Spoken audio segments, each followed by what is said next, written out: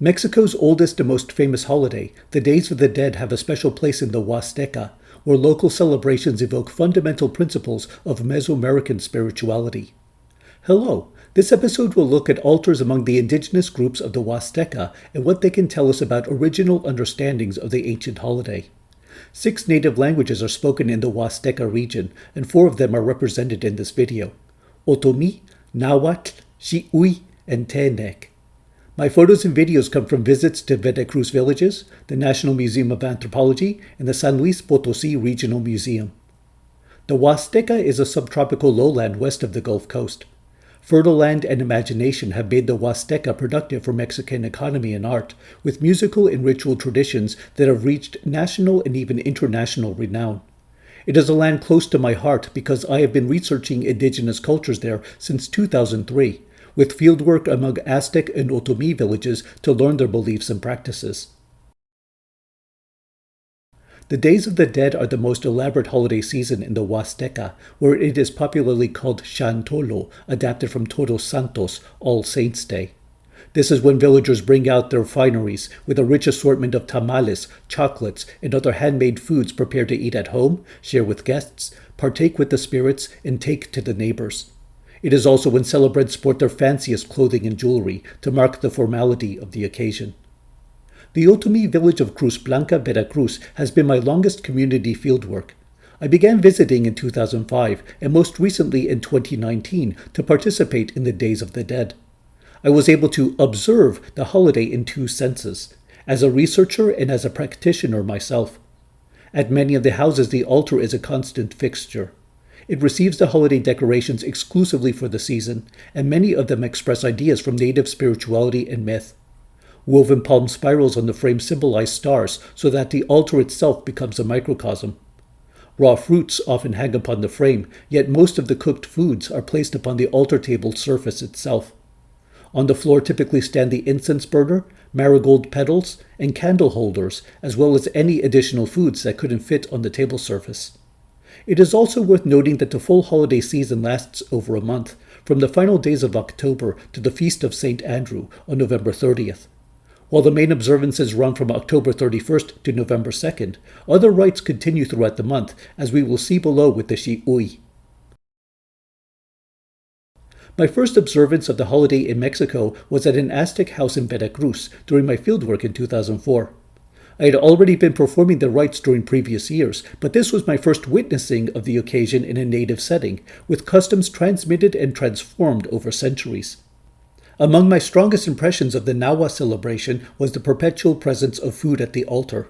It included large tropical fruits such as bananas, oranges, and lemons, and elaborately prepared tamales stuffed with fresh meat, traditional for the season. The meals were in continual rotation, each set upon or near the altar to share with the souls of the deceased. As believed by many cultures worldwide, the consumption is ethereal. The souls of the dead eat the essence of the food.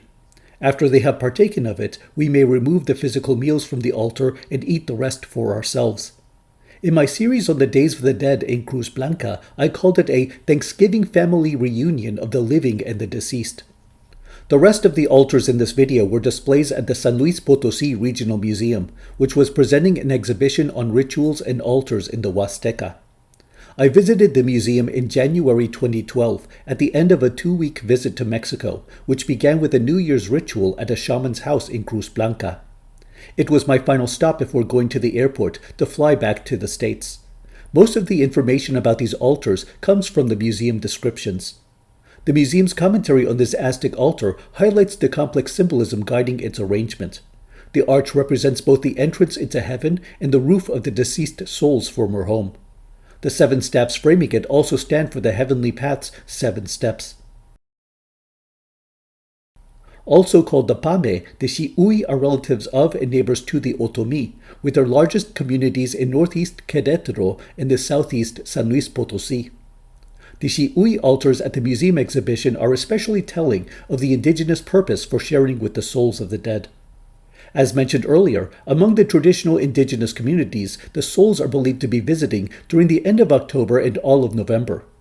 November 8th marks the feast of Saint Gregory, at which time the Xi'uy of Santa Maria Acapulco hold a special feast at their temple, where they bring out a human skull to embody the chief of all souls. To this figure, the devotees offer coffee, atole, tamales, and other foods and drinks, whose essence the chief would distribute to all the souls in one go. Also toward the east end of San Luis Potosi, the Xi'uy community of Tamasopo has a particular offering rite to the souls of the dead.